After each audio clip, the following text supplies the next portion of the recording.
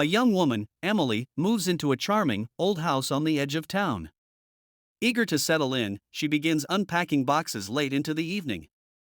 As the sun sets and the house grows darker, Emily hears a faint scratching noise coming from the attic. She brushes it off as the house settling. That night, Emily is woken by a noise.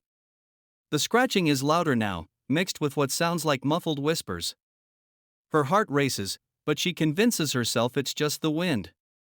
Still, she can't shake the feeling that someone or something is watching her. The next morning, Emily decides to investigate the attic.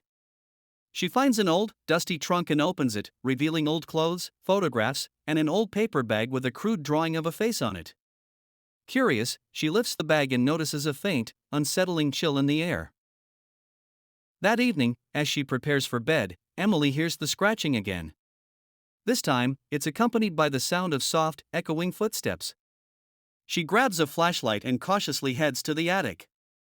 The trunk is now open, and the paper bag is missing. Emily's flashlight flickers. In the dim light, she sees a figure standing in the corner of the attic, its face obscured by a paper bag with eye holes cut out. The figure is still and silent, but the eyes within the bag seem to follow her every move. Panicking, Emily turns to run, but the attic door slams shut. The figure starts to move towards her with slow, deliberate steps. She can hear her own ragged breathing as she fumbles with the door handle, but it won't budge. The figure is almost upon her now, its eyes glowing ominously.